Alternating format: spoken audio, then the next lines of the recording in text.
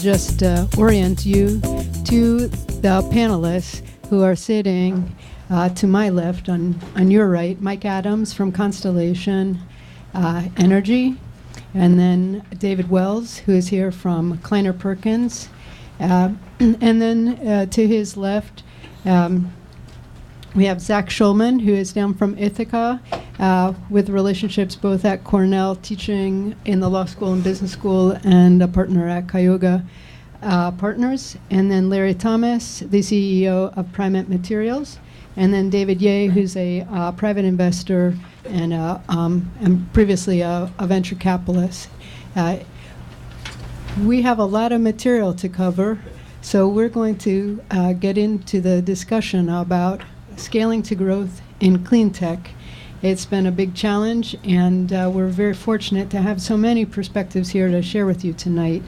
Let me jump into some questions that were asked of me when we expressed the interest to get this panel together and about what is going on. And one of the first questions that was asked is kind of one of the endpoint questions, which is where are the early exits in Cleantech? And where do you see those happening? What are the targeted technologies? What are the business models? And who are the customers? And then if you could comment on what the exit vehicles look like, corporate acquisitions or IPOs, others, including moving a company overseas. What kind of timing? What are we looking at here in the 2011 timeframe, especially? Maybe some things in 2012. And what kind of deal sizes are we looking at? So I think we'll start off by taking this from my left and then going down, and I look forward to your comments. Thank you. I'll pick up on business models first. I think business models is an interesting problem for a lot of clean tech companies, mainly because they're very different depending upon your technology and how and where it's deployed. So it's almost, you determine the customer first, and then you can develop the business model around it. I'll talk a little bit about what Constellation thinks about, how we think about business models and things we try and replicate. So business models that work, that we're looking for technologies to plug into that we can replicate again. Everyone knows well sort of the rooftop solar business in the U.S. at the moment. The technologies there are fairly well known at this point. PVs or thin film on the rooftops, subsidized either through state RPSs or other rebates in states.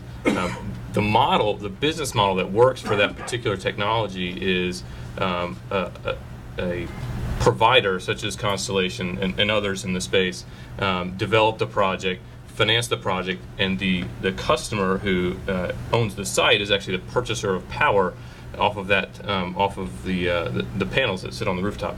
Very interesting business model. Constellation doesn't take credit for it. Actually, startup companies who developed that model that we replicated, but we point to that as, for distributed generation as a sector, one type of business model that works and is interesting to see if you can replicate that, particularly with distributed generation. But the models, I would say, vary a lot across spaces, and hopefully we get into some more as we talk. Thank you. Great. Thanks to Mary and the MIT Enterprise Forum for having me. Early and exit aren't two words that have generally gone together with venture investing in green tech. I think the venture community got pretty excited about green tech back in 2005 and piled in without giving a lot of thought to how much capital it would take to actually build big businesses in the field. And then we had a little bit of a shakeout. People might remember Lehman Brothers, things like that. And everyone suddenly realized that there were not going to be 100 biofuel companies going to scale. And the entire venture community then swung the other direction and wanted to invest only in things that were software and didn't require $100 million first plants and things like that.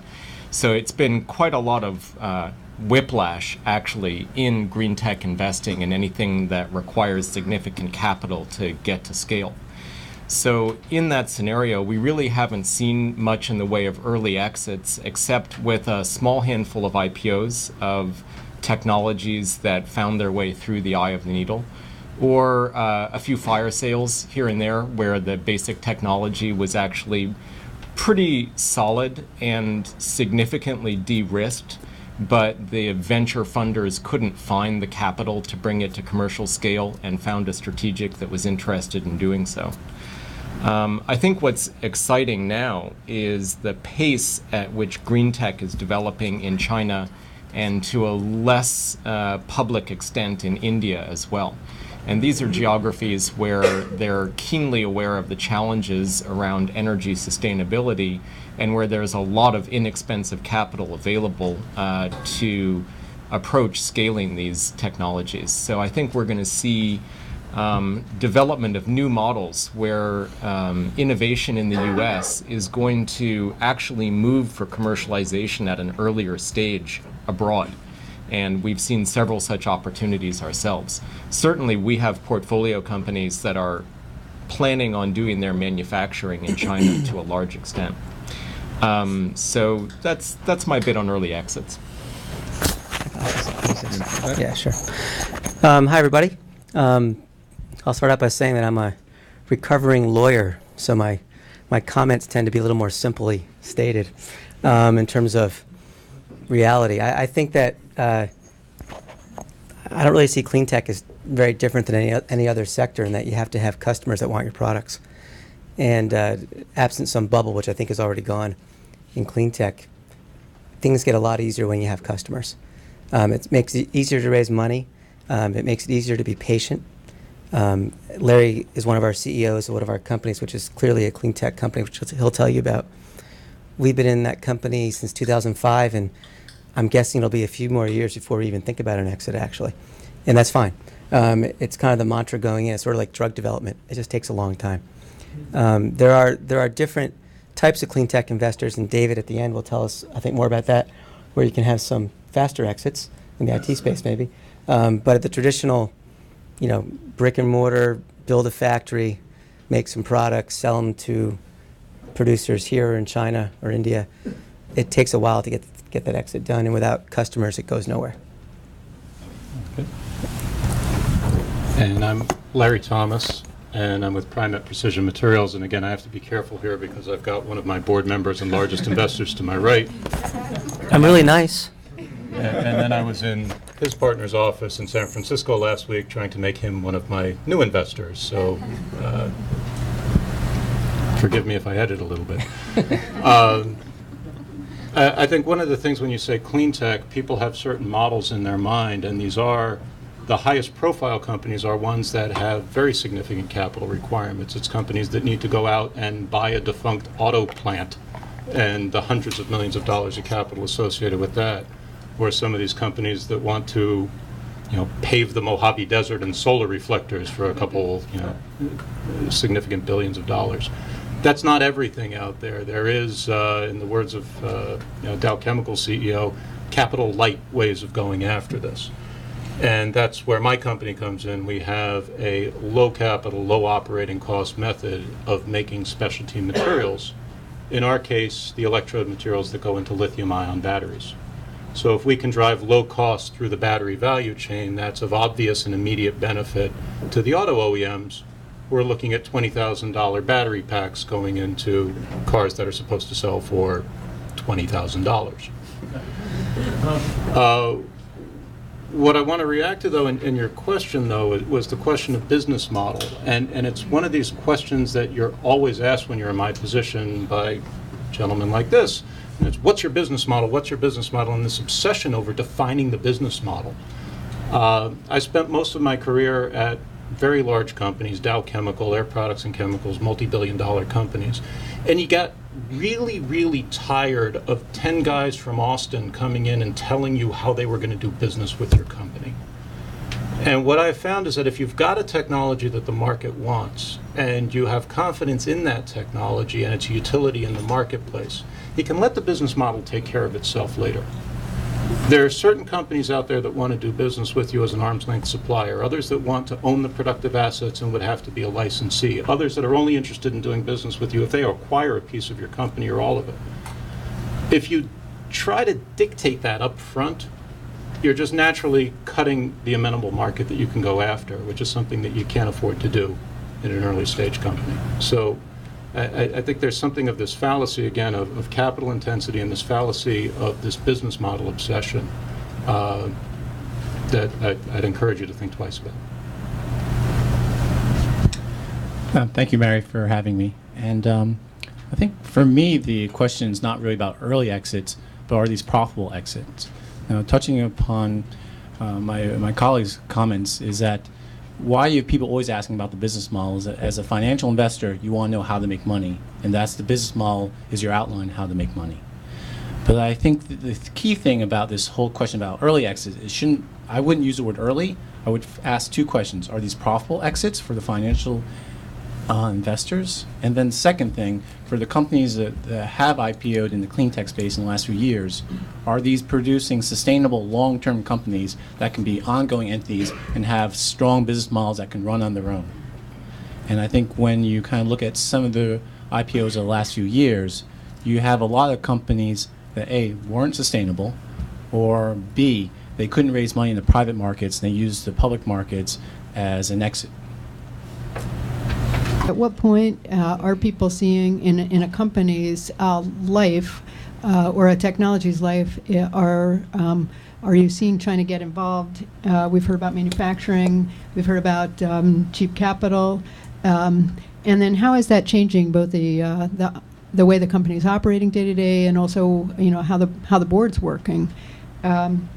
That and what, if any, are what is the nature of the structure of the deals? If there's any kind of pattern to that, and David, if you could start, that would be great.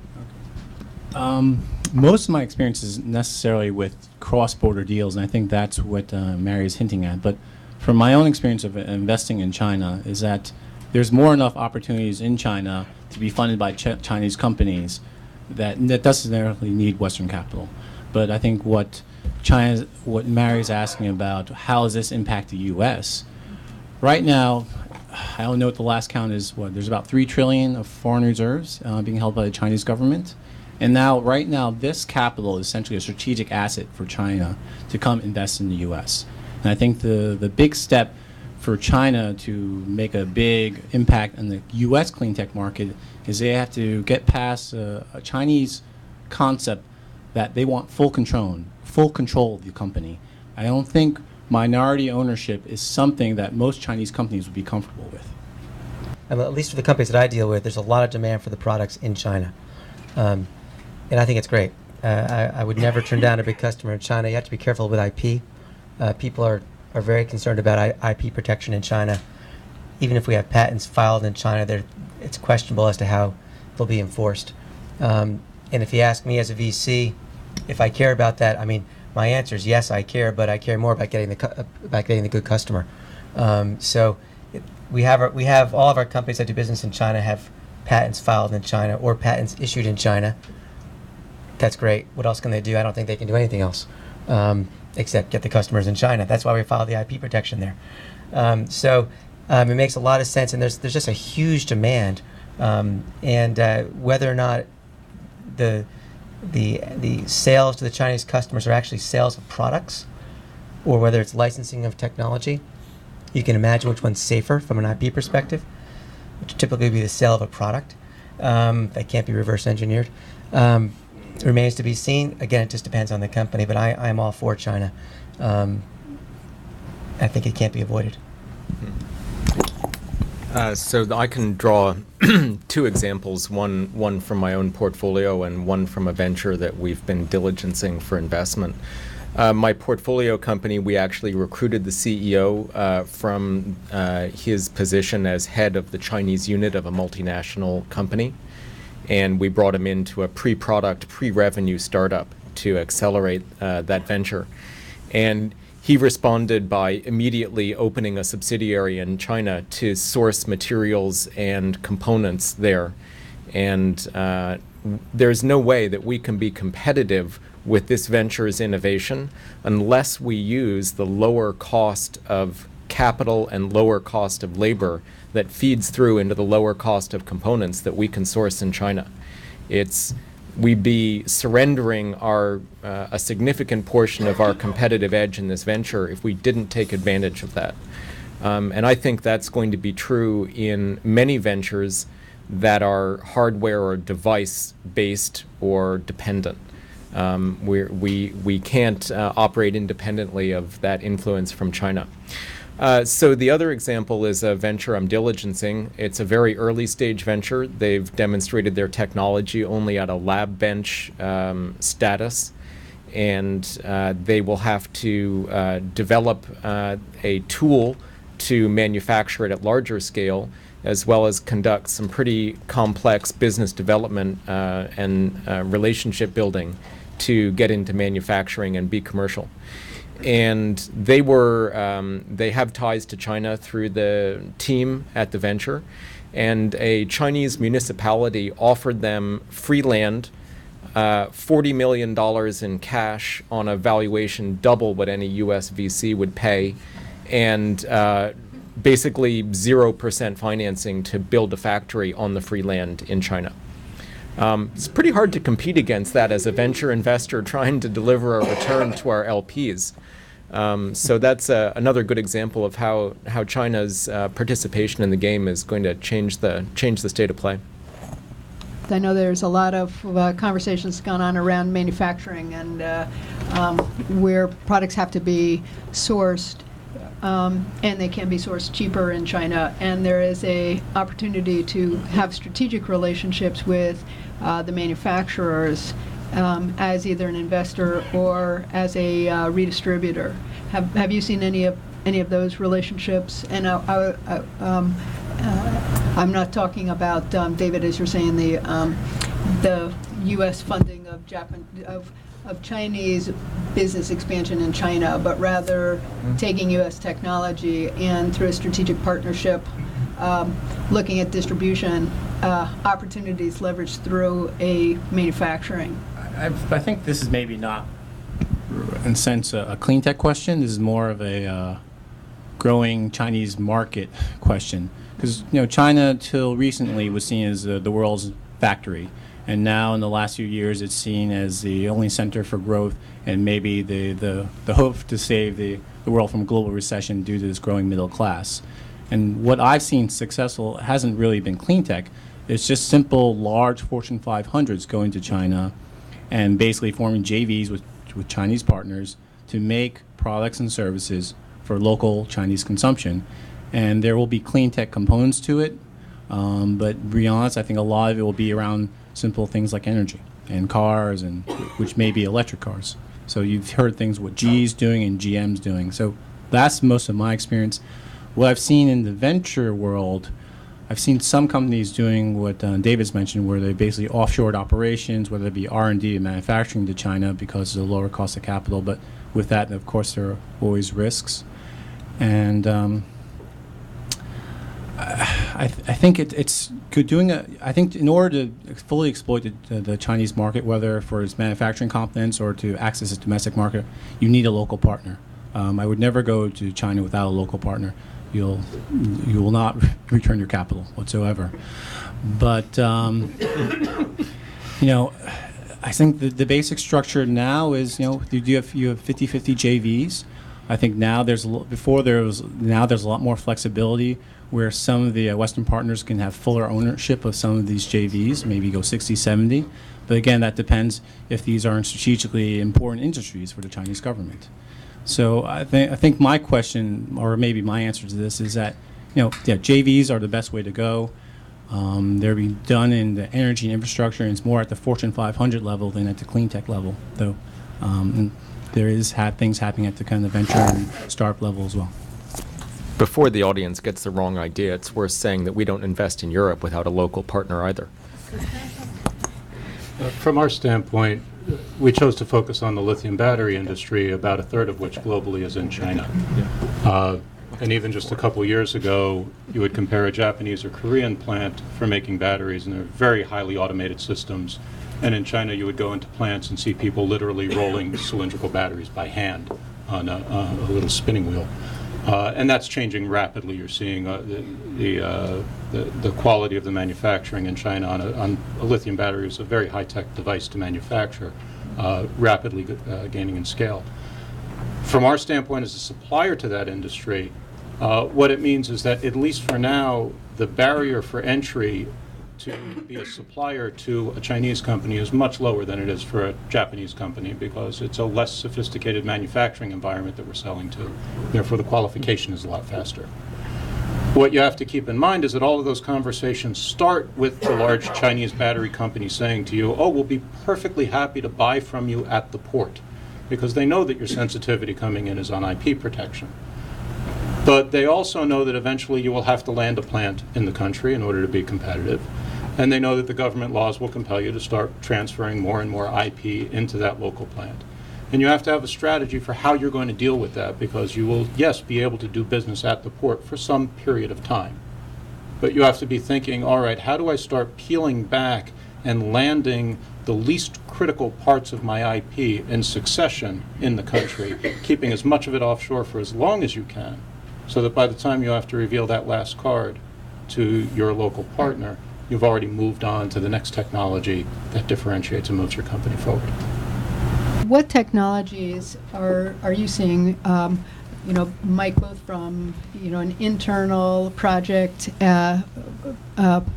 perspective, and then also from other investors' perspectives? Where are you seeing the role of utilities in terms of what technologies or stage of development is on your radar?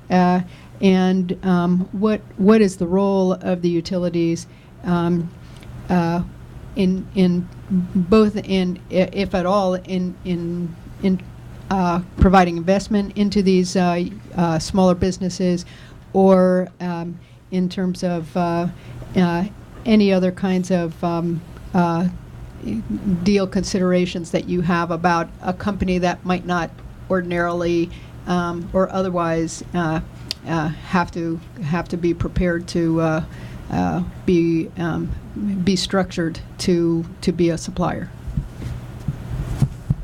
I guess if you drew the chart of how innovation happens over time, and you go from research lab to early stage development to late stage development, commercialization, you think of where utilities are on the spectrum. They aren't on it at all.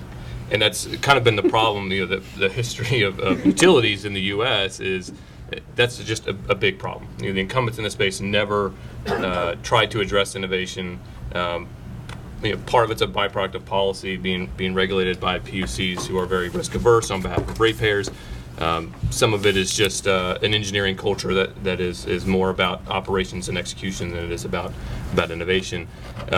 But I think what Constellation believes, and we see some others like us trying to do, is be better about engaging innovative companies. Companies are bringing new technologies to market, and think about how that sets you apart from your peers. I think it also helps to sort of distinguish between regulated utilities and really merchant energy companies or independent power producers, however you want to think about it, or however you want to say it.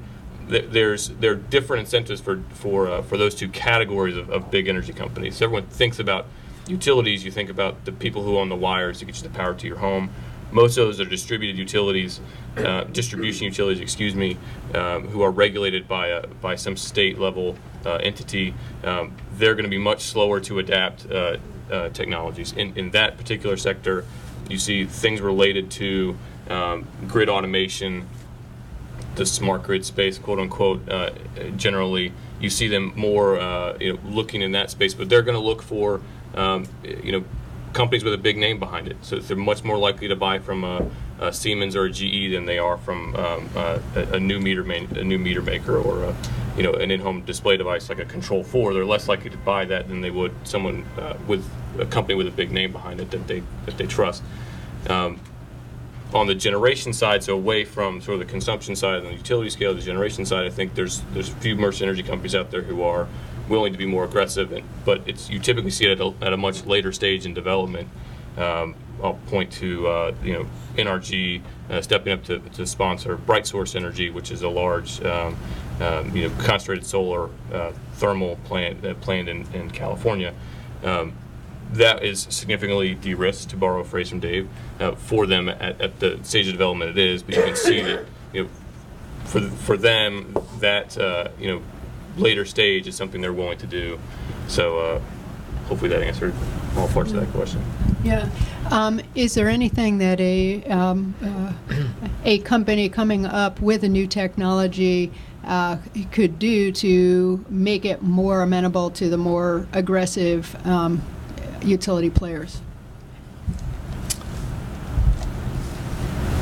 I'll speak from Constellation's perspective on its own. I don't purport to represent all utilities everywhere, but from Constellation's perspective, we operate in competitive markets, and that enables us to provide wholesale power to large distribution utilities and to end-use customers. New York is actually a state that is competitive. So for us, when we're looking at technologies, it really is, it's back to an earlier point, it's really about who's the customer for this, and can I bring this to customers I currently have? That's usually how we're thinking about technologies. And so it really helps to have a customer who will stand up and vouch for your technology and say, yes, I used it, here's how I used it, here's how it either A, saved me money, or B, produced power, or whatever the other benefit was that the customer sees. Having that obviously helps, which is, I think probably the same thing that a venture investor might say helps a lot. I would say that for us, having a big name behind you as a partner isn't per se necessary. We're trying to be better about taking risks on smaller stage companies, but it's really about, to us, it's more about the customer base than it is about having a big partner or having a name behind you. Okay, thank you. So we have great relationships with utilities. We want to speak to them so that we understand where their pain points and needs are, and they want to speak with us so that they understand what the innovation pipeline looks like in their field. That said, there's a pretty wide divide in our mindsets. The fundamental utility mindset is we're here to keep the lights on. And that's a very different mindset from a venture investor and entrepreneurs who are there to disrupt markets. And the regulated utilities have no interest in innovation at all, as Michael was saying. They're just following the rules and obeying the PUCs and trying to look ahead to how they're going to keep the lights on 5, 10, 15 years down the road. The unregulated entities have a bit more of a nimble mindset because they are actually having to compete for their business, and they're a little more forward-leaning on looking at innovations and looking to see how they can take market share 5, 10, or 15 years down the road. And there's another issue around the utilities, which is they're really only responsive to, the regulated entities, they're only really responsive to regulatory pressure. So when the PUCs come out with energy efficiency programs and with a set of rules to make it revenue or profit neutral to the regulated entities, then they act. Then they want to survey the landscape and see what's the best way they can fulfill that rule. But it never occurred to them to front run the rule. And why would they? It doesn't make any sense. So it's really going to be a very long transition into an electric grid in this country with a set of stakeholders that is primarily oriented towards using innovation as a tool to bring energy sustainability to the country. It's a multi-decadal mission. I'll just add one thing. Hearing these guys talk makes you want to get some utilities as LPs. They'd be very passive investors. We talked a little bit about India, and just want to spend a couple of minutes with what your perspective is on that. We've talked a lot about China and about the utility, the role of the American utility player, but where do you see the role of India in this? And U.S. technology companies scaling to growth? Who goes first? Do you have business in India? Go ahead. I don't do. By default. So we have one company that actually does some business in India, and it's really interesting. They're taking a waste product, which is basically the fibers left over from processing sugar and sugar cane, and they're making with that waste product what's basically a wood replacement. Think about particle board made without any formaldehyde whatsoever that you could eat if you were really hungry. I don't suggest it. That is completely biodegradable, so it's not good for an outside application because if it got wet, it would degrade like wood. But for an indoor kitchen, think about cabinets or ceiling tiles, so this company actually has an investor from India that has a lot of sugar plantations, and they're going to be using and starting facilities in India, taking advantage of this waste stream. So who's been to India? Raise your hands. So we know there's lots of waste in India. And the waste streams come in various flavors, and this one actually is a very productive use of this waste stream. It's called sugarcane bagasse. There's actually bagasse in Florida. It's just what's left of the sugarcane when it's done being squeezed, and it typically just gets burned, okay, which is terrible for the environment. Now we can actually use that waste stream to make this great particle board replacement, which is completely non-carcinogenic. And pretty easily made. So I think, from my perspective, again, it's quite limited, but taking advantage of the situation, this company is going to actually do well in India, which means they'll do well here in terms of revenue. So, well, at the risk of being quoted by our Dow Jones writer over here, I mean, China is clearly playing a mercantilist state policy direction here, and it's good to be the king. India is a democracy. They're investing less in infrastructure, and they're moving much more slowly, and they do not have this mercantilist directive from the top to own these markets.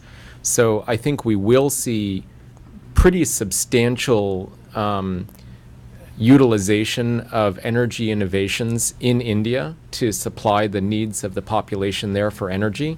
It's just going to happen in a less directed, less organized, and less outwardly mercantilist directed way. But they will be a significant player, both as a manufacturer and a consumer, and maybe as an innovator as well. What the role is that you are seeing of strategic partners with the Cleantech companies that you're involved in or buying from, funding or running. One of the questions about strategic partners is at what point in the life of the technology company are the new ventures getting involved with strategics? How early is it? How many are they actually able to manage? Are they is it you pick one from column A, one from column B? Are people actually trying to manage a bunch at the same time or split it up on a global basis? What happens in running a company with strategic partners in Cleantech? Is it any different than any other kind of business with strategic partners in terms of how the decisions are being made on a day-to-day basis within the company or at the board level? I mean, what kind of considerations are given to, down the road what the company direction is going to be? And also, with regards to fundraising, we've talked a lot about, the cost of scaling these. Are the strategics really there as a placeholder for future fundraising rounds? And are they actually being recruited in a way to either reduce the amount of capital that's looking to be invested or to write checks for the future? If you could comment on that, thank you. I guess Constellation is clearly a strategic investor, and even among strategic investors, some strategic investors have a purely an ROE focus. At Constellation, we're sort of dual goal. It's ROE for the investment, but also strategic fit within the company, something that complements one of our business units is something we would never usually never think of developing in-house.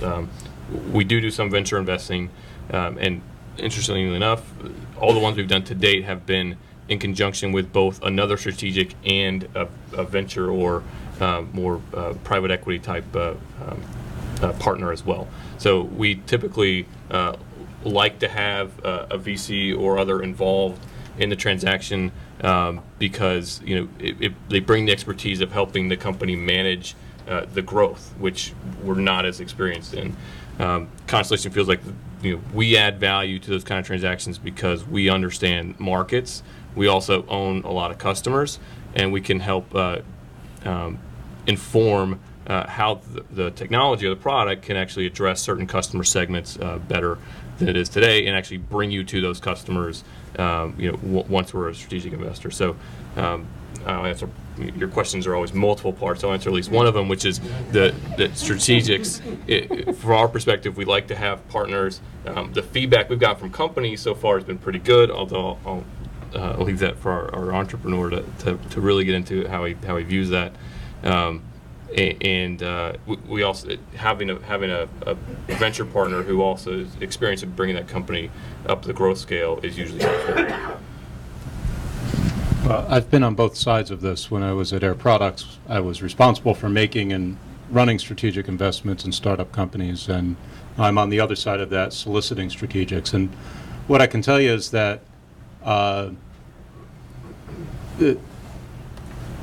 what you have to be very careful about is at what stage you bring a strategic in. It has to be the right strategic investor at the right time for you. And small companies, startup companies, do make significant changes. You zag when everybody thought you were going to zig, and there are times when you're going down one path and you entirely flip over to another. And if your strategic investor was interested in the result when you got further down this line, but then you wind up over here, then you have a mismatch brewing. And the problem with strategic investments is that they typically don't have an exit strategy built into them. Once somebody puts their money in with you, they're stuck until your company exits. And if you've changed your business model, changed your technology focus, changed where you're going, now you've got a strategic investor who's basically a boat anchor for you, or rather you're a boat anchor for them. And the opposite happens too. In most large corporations, most people don't sit in the same chair for more than 2-3 years. So the person who led the investment in your company and thought it was such a great idea is not going to be there if you're talking, as Zach said, where you're investing in a 5 and a 7 and a 10-year horizon. Well, the average tenure of most people in large corporations in a position is about 2.5 years. And so what was strategically aligned is now an albatross that somebody else inherits and has to figure out some way to unwind. Investing in a startup company, it's a pretty sticky decision. You are stuck with it for a long time. And so you have to make sure you don't bring that strategic in until it is clear that you're ready for one, and that there is going to be a good match, and that the variance in where you're likely to go with your company is still going to be aligned with that company down the road. And I was hoping to keep my lawyer hat off the whole time, but I just can't resist.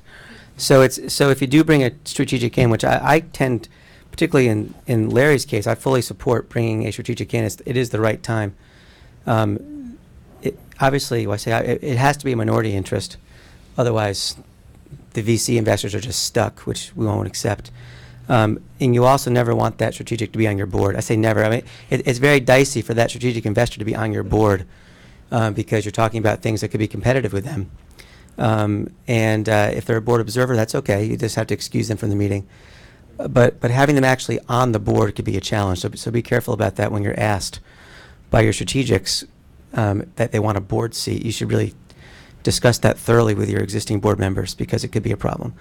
And likewise, I mean, if you have a strategic that's coming in, oftentimes they'll ask for exclusivity for a certain field of use of the product, which again I think is okay. I'm going to want them to pay for that up front, in addition to their investment.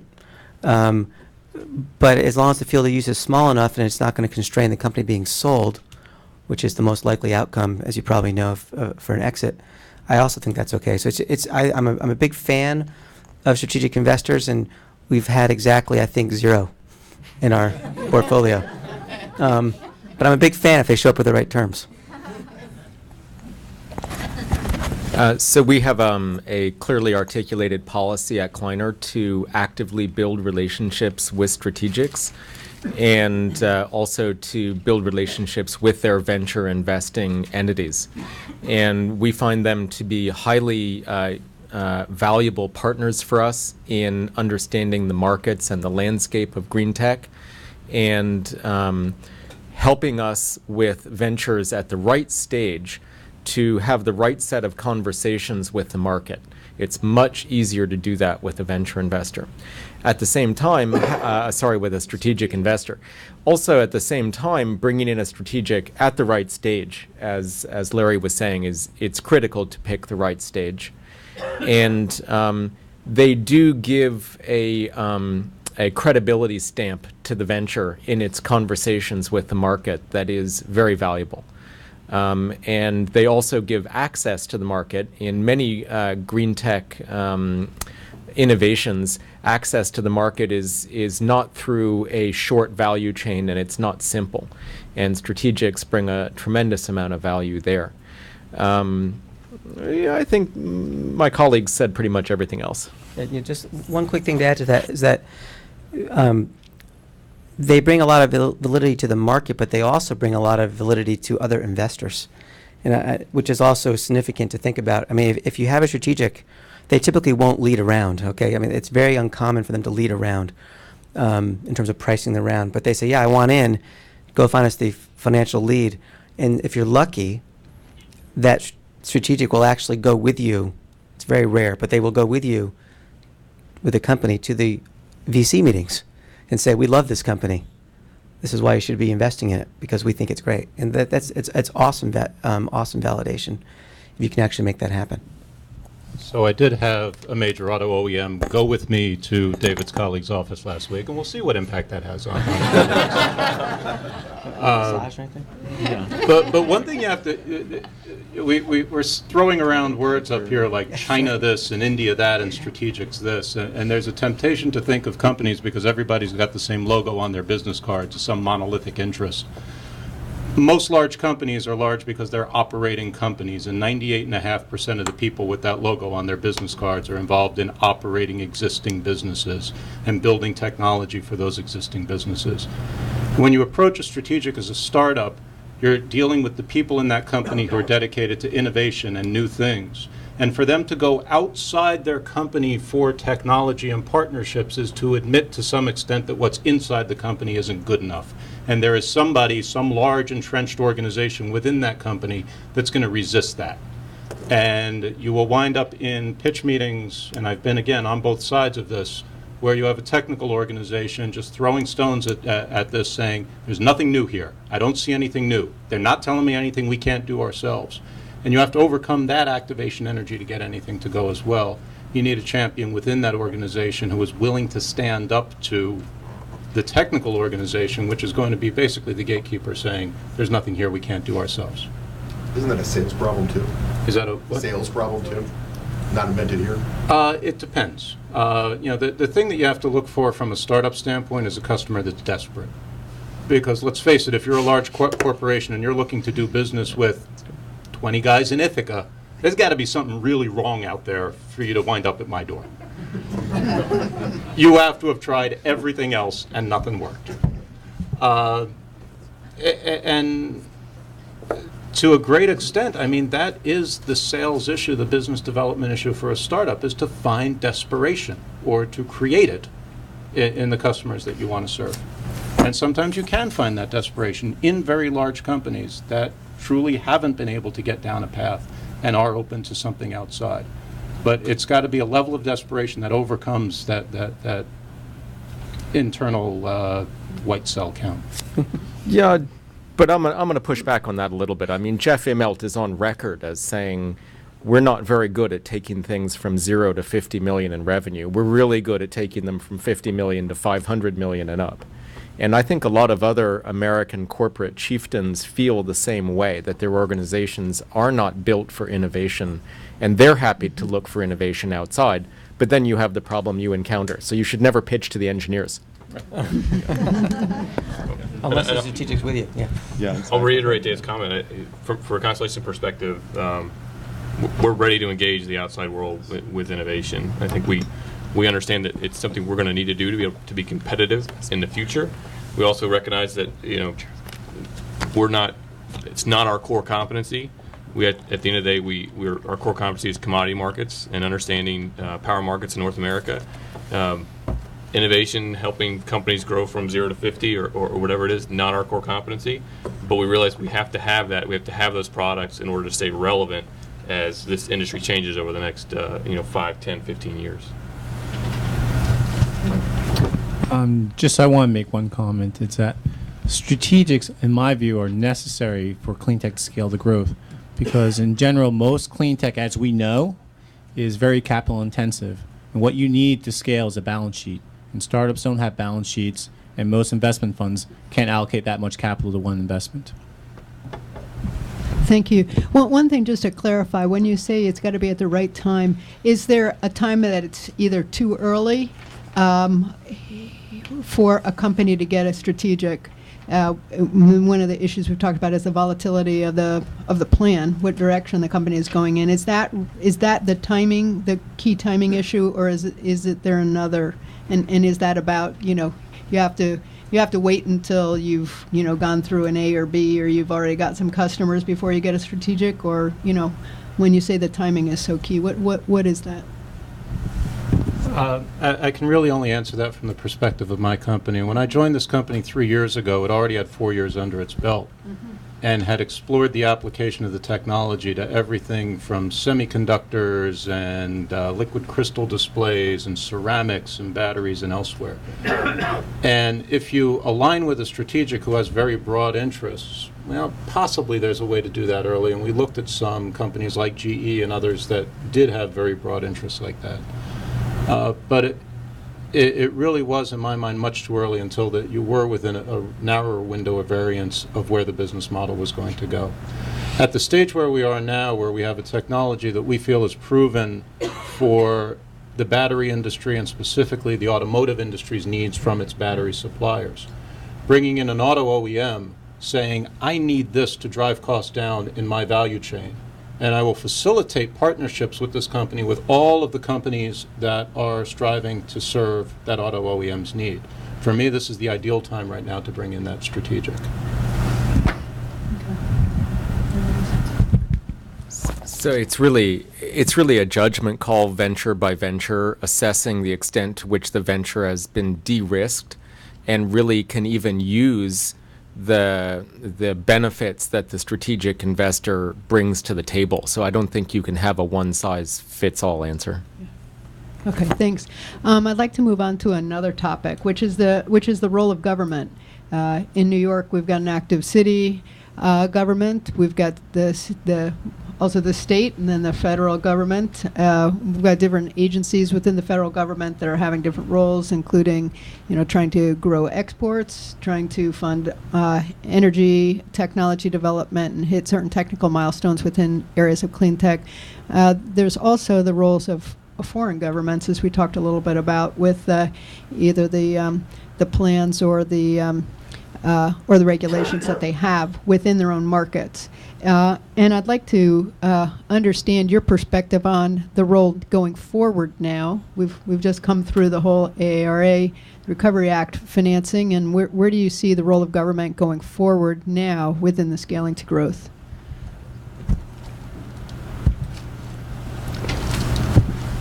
Go ahead. I'll step on the landmine first. I'll stay away from sort of rebates and subsidies and that whole, which serves its purpose in the market. And I'll talk about policy around openness of markets. This is actually something Dave hinted at earlier. Constellation, obviously, a big advocate for competitive markets. That kind of structure and design where we're competing to provide retail power to entities, it really forces us to become more nimble, to accept more innovation, to look for those new products we can bring to the customer base who's already buying commodity from us. Now, this is a clean tech panel. You're hearing me say I'm always talking about things that are really almost generation oriented, but we, in Constellation, we think about things like energy efficiency, things like demand response. That these are new types of products. we want to bring to our customer base that buy power or gas commodity from us today. And the reason we're doing this now is because we believe in competitive markets. We believe in the future of competitive markets, and to the extent that more markets were open, you'd see more. I think you'd see more companies taking the same approach, and that I think could benefit the industry as a whole.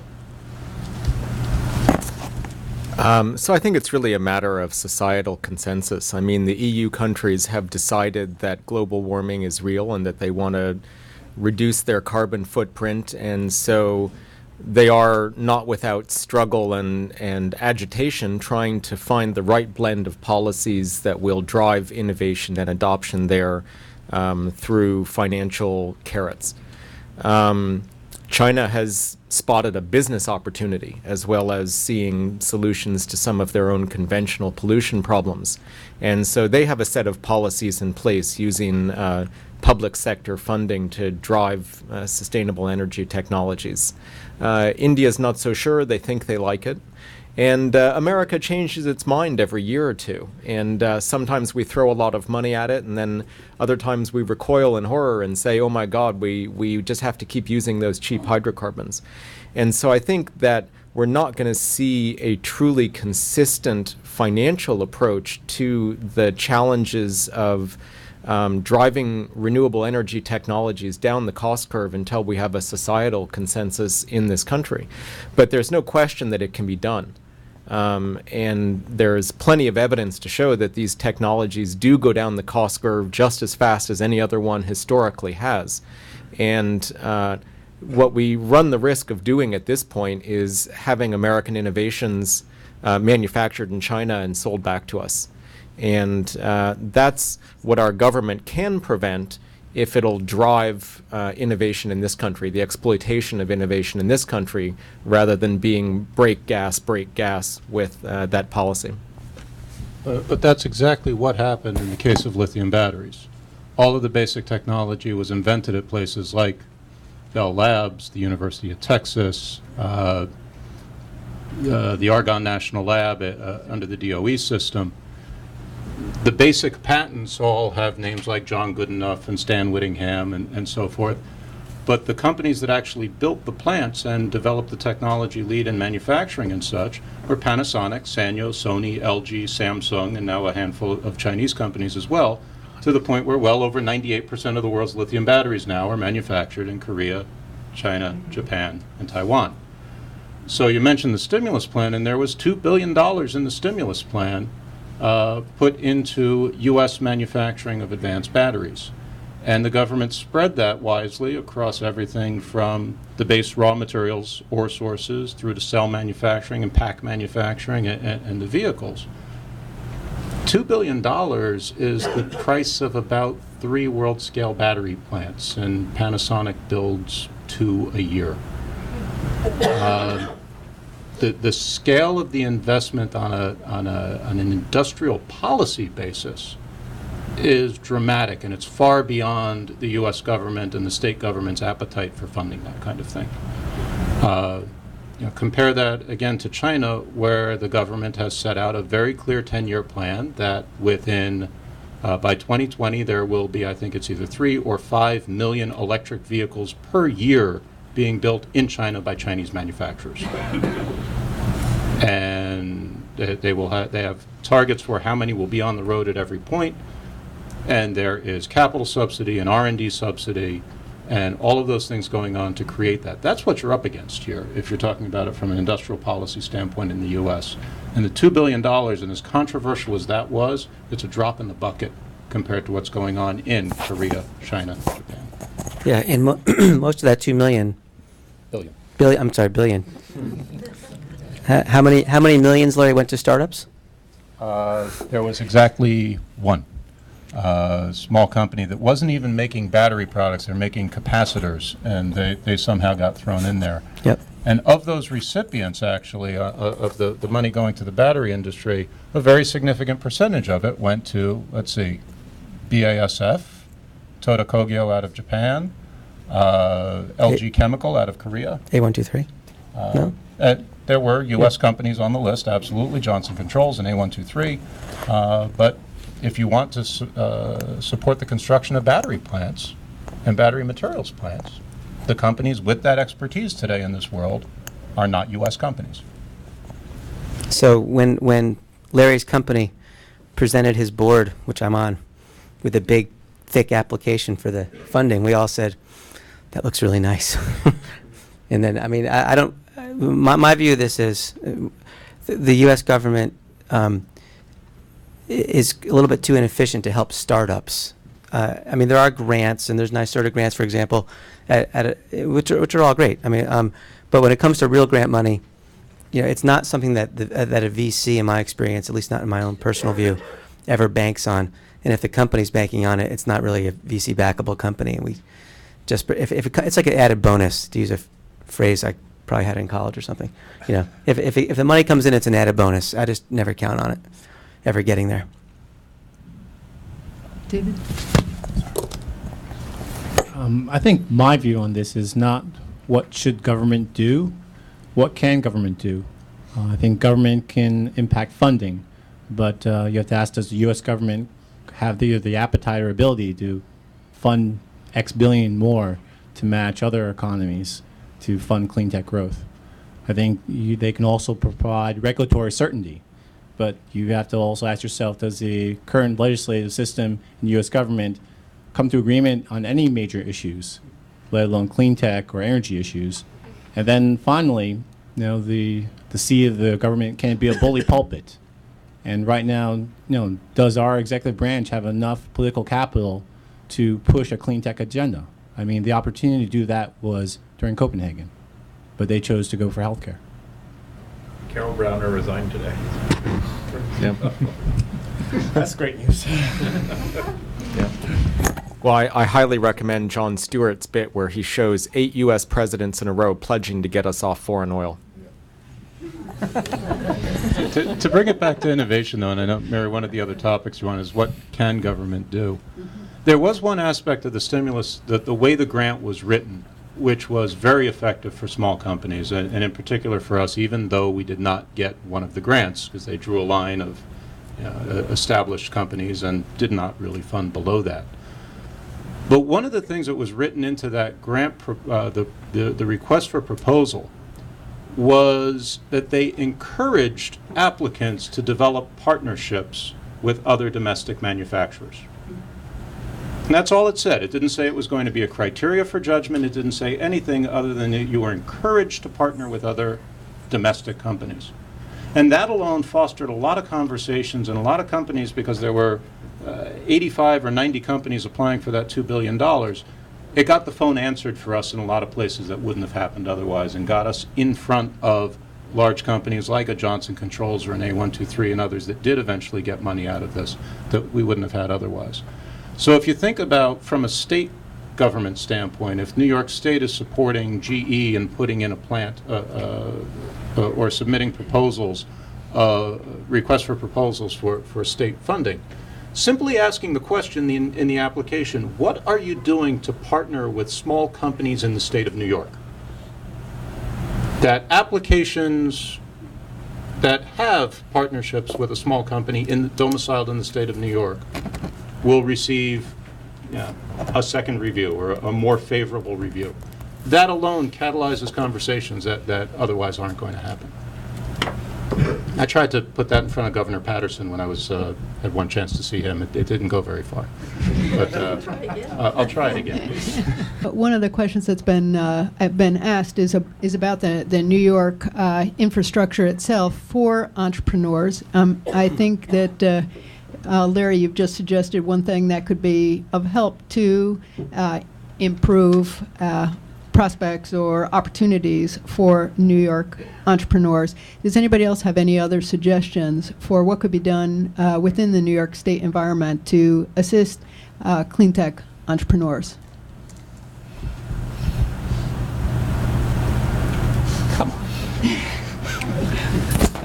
Money? What's the? Is it a trick? Is it a trick question?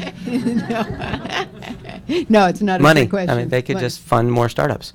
Okay. And by that, I mean, they could, the pension plan I mean, they talk really, I mean, there was just a NYSERDA program, was it NYSERDA that was just announced today, I think, or yesterday. 250 million. So I read the release and I read and it's all for power generation. So which is great for some people. Okay, I mean it's for power generation facilities. Well, there aren't that many startups that are going to be doing power generation facilities because they're way too capital intensive. It'd be helpful if the $250 million was for, $2 million for this company to do X and Y. I mean, things that VCs actually, I'm biased, but things that VCs really care about and that really create lots of jobs. That'd be awesome. I think one thing that could usefully be done by some of the state bodies is to act as clearinghouses for regional universities and technologists and entrepreneurs. There's an effort called New York Best, and I've forgotten what it stands for, but it's basically, it's a clearinghouse for all work related to batteries. Because what's happened from my perspective in this region is that the research efforts have become highly siloed. And I see a lot of scientists doing incremental or tangential work rather than working out at the boundaries of the possible to make real important innovation possible. And only by fostering an exchange of information do you get the right people working on the right things. So I think the state can do that. Do you have a model of where that's going on effectively? Silicon Valley. I think one of the things to keep in mind, though, is that research funding is typically within a state's budgetary constraints. But the point at which you really create jobs is when that research is translated to the plant floor. And I have to give a shout out to our congressman in Ithaca, Maurice Hinchey, who recognized that, and he helped get us involved in research programs with the Department of Defense, which has critical issues related to energy, batteries, energy storage. And the research that we were able to do under those programs, we're also able to apply in a pilot plant that creates operator jobs, and that's what gets their attention, and that's what gets your congressman to your groundbreaking ceremony. It's not that you've got two professors and an entrepreneur working on a startup in a laboratory. It's the point where you start hiring dozens of people to actually take that to the floor. And in fact, to the point where at one of his press conferences, when I was telling the congressman that we were going forward and starting to hire operators, he actually grabbed bodily one of the reporters by the arm and pulled her over and said, "This is the way it's supposed to work. This is why we fund R&D, because funding R&D locally translates then into manufacturing locally." And I'll take one more shot at it, which is copying success is a proven methodology. And, we've been doing this at my firm for 39 years. And every time one of us gets on the airplane, someone always asks the question, how many billion-dollar companies have come out of Boston or New York in life sciences or information technology or green tech in the last 39 years versus how many came out of Silicon Valley? What's the answer? I think 3 out of Boston, none out of New York. I think the one thing I would ask for for the New York State government and state governments in general is to have a single, clean regulatory playing field. I think the issues around permitting to just get solar panels in your roof or a residential wind turbine in your home, these are mind-numbingly difficult. And I think these are things that should be bipartisan, and whether you're a Democrat or Republican, you can rectify. And I'm sure there are 101 other legislations that can be cleaned up. And actually, I'd like to kind of also give a shout out to a friend, Mike Koch at NYC Acre, where they're creating a Cleantech incubator in New York City, where they're basically giving a home and providing infrastructure for the clean tech entrepreneurs of New York in order for them to better scale their businesses. And I think the life of an entrepreneur is probably the hardest life anyone can have. And if you can make their life easier by giving them access to experts, back office support, marketing, I think that can help stimulate innovation in New York. We've heard a lot of the sort of the challenges. So where's the success in clean tech right now? All my ventures are in stealth mode, I can't tell you.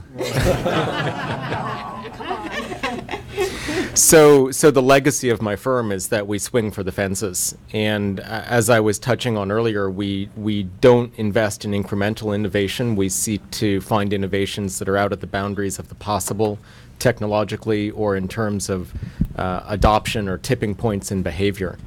And we feel that those are the kinds of ventures that are going to create energy sustainability and create wealth in the future. So we have one of those that had a successful IPO last year, Amyris Biotechnologies. Watch this space over the next 20 to 30 months. Should be very interesting. No, watch the Kleiner Perkins portfolio over the next 20 to 30 months. We believe it will be very interesting.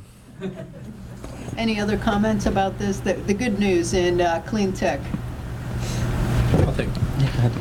I've been looking at Cleantech for the last 10 years, and back in 2000, you couldn't get a room of this many people to discuss it.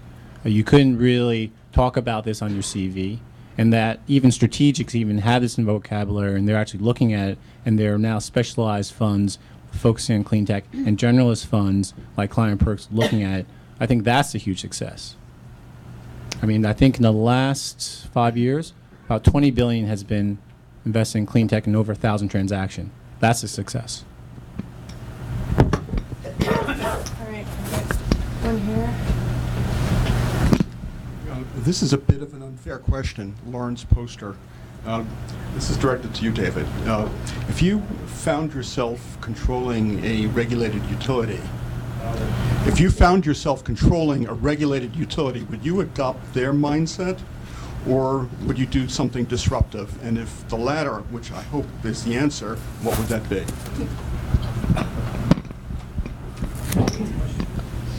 The question was, if I suddenly woke up tomorrow morning and I was the head of a regulated utility, would my mind switch over to keep the lights on, or would it remain in the innovative stance that I have today?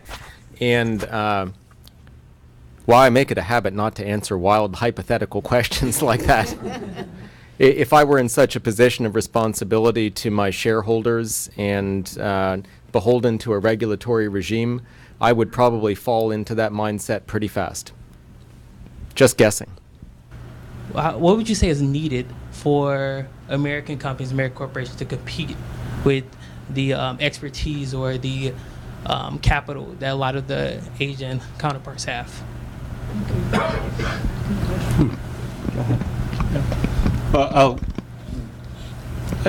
I'll stay back with the lithium battery industry, and the example I'll give you is that the industries go through phases in terms of where is the high ground, and at a certain point, the high ground is at the R&D end. It's developing the new molecule, it's developing the new technology at the front end. But as I said before, the job creation is when that's translated to the plant floor, and you have to have both. And U.S. industry and U.S. academia have done a very good job of developing the molecule, but not as good a job at keeping the manufacturing technology here. And I see that in our industry, again, that if you want to set up a battery manufacturing line, you're going to Japan or to Korea to buy it, because that's where that technology is right now. And it's the entire infrastructure from tool making and integration and engineering and all of those disciplines beyond those in the laboratory at R&D where you truly get, in my mind, the economic benefit and the virtuous cycle of job creation going on. Does anybody on the panel have any hope that before the next presidential election there might be some meaningful energy legislation coming out of Congress? And then a corollary for the investors on the panel, in terms of looking at new business opportunities, do you actively shy away from companies that have a very high degree of policy dependency? I won't offer any predictions per se on legislation in the U.S. In terms of hopes. I think everyone recognizes, carbon legislation is probably not something to hope for, but a federal RPS standard that both normalizes the standard across states, but also provides, especially if it were a longer-term certainty as to how those things would be valued, I think would be, I think it's a potential, as a bridge between the two the two sides of Congress. I won't predict it, but I'll offer that as at least something that I would hope for. I think it's probably fair to say that policy-dependent investing is pretty scary. It's completely out of your control, and we know how inefficient the process is for policy.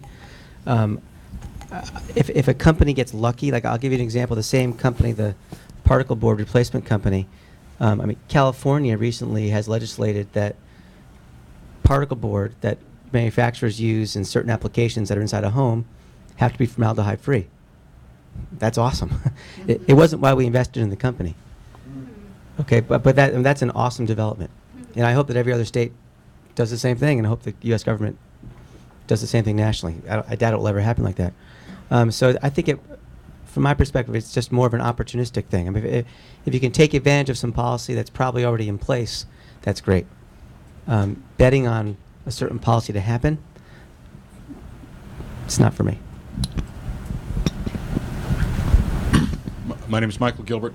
We spent a lot of the evening speaking, I think, almost exclusively about energy, with the exception of Zach's last comment. I wonder if you could comment on the landscape in terms of waste, water, and agriculture, and where you see that in terms of the clean tech spectrum. So we have investments in each of those sectors. Ag bio is a huge opportunity. The demand for food on the planet is not likely to decline, and we're asking ever more productivity from ever fewer resources. Huge opportunities there, and lots of collateral and peripheral opportunities around the threats and challenges of ag and bio. Water, certainly, massive crisis there. The answer for the developed world is one that's going to be, again, my favorite word for the night, one of those decadal solutions. There's no way developed geographies like Western Europe and the United States are going to solve their water problems without water reuse, and that's going to be really hard for people to get used to, but it's going to happen because we can't solve the problems otherwise. But there are certainly some very interesting, innovative technologies in the pipeline in water. What was your third category? Waste. Yeah, so municipal solid waste is 260 million tons a year in the United States. And then we have another, I think, close to 300 million tons of ag waste and forestry residue. It's really a huge pile of resources is what it is. And we've been looking at the landscape that way for a number of years now. We see garbage as piles of resources. And so we're looking for the best technologies to convert those resources back to reuse. And we have a very significant investment in that area, which has been very successful and growing very fast. I just want to comment and make a suggestion if possible, because I heard two different views, one stating for here in New York, ideally more money could be sent by the state into this industry, and also there's a suggestion for some sort of universal regulatory code. Working here in New York, although we are very much a global company, but our presence being here, we get tons of inquiries all throughout the city, tons of interest all throughout the city for our wind energy products. And from our perspective, the biggest impediment would certainly be the combination of regulations, red tape, permitting, certifications. So although the demand is extremely high and people really want them, they're just not willing to invest the time and the energy and the headache in getting through all this. And therefore, the majority of our products are being sold in places like the Caribbean, in South America, where there's no headaches and it's a very quick process. So if anyone is able to help get rid of these certifications and whatnot in New York, please push that forward. Thank you. Just had a quick question. Marcus and I work for the DB Masdar Cleantech Fund. You guys talked a little bit about customers, and you need a customer in order to have a business. One thing to be interested to get your view on a little bit is also adoption of new products, right? I mean, a lot of you talking about kind of the new particle board. Well, it's new. You got to get some builder, some designer to believe that it actually is going to be good and is going to work and do the same thing particle board does. It'd be great to get some commentary around how do you spur adoption of a product? How do you try to understand what the risks are associated with adoption? So, not an easy question, but it'd be great. It's got to solve a problem and be cheaper. I mean, so this product that this company has, I mean, a flat 8x4 piece of particle board is cheaper than a flat piece of E2E board. But what E2E can do is literally compression mold the product to form shapes, like a chair. Or like it can look like it already has molding on it. So the compression shaping saves a whole boatload of labor cost and raw material costs. So now the product is cheaper. So it's no different than any other business model. I hate to say. Compete with performance and people not believing it's Oh, yeah. what it's going to do. It's more a question of how do you get people to buy in. You give them samples and they test it for a year. So we're funding companies that are obviously not profitable. That's what VCs do at the beginning. So I mean, yeah, people test it and they put their screws in and see, oh yeah, this is stronger than steel. With some of the product is stronger than steel. It's actually incredible.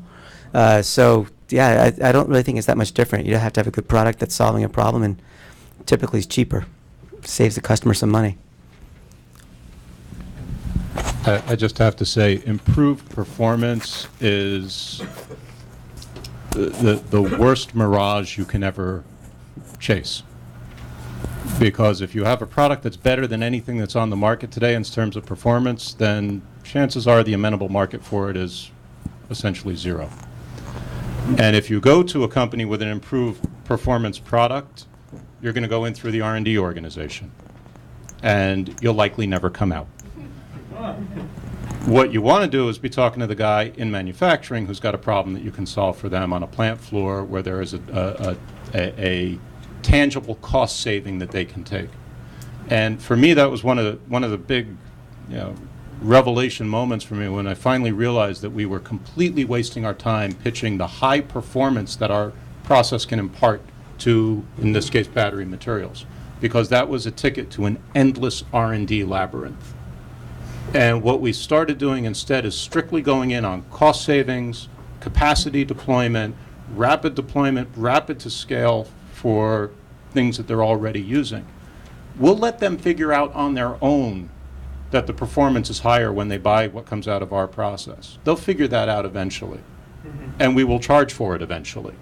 But if you try to charge for it on day one, you'll be stuck in somebody's R&D department for the rest of your life.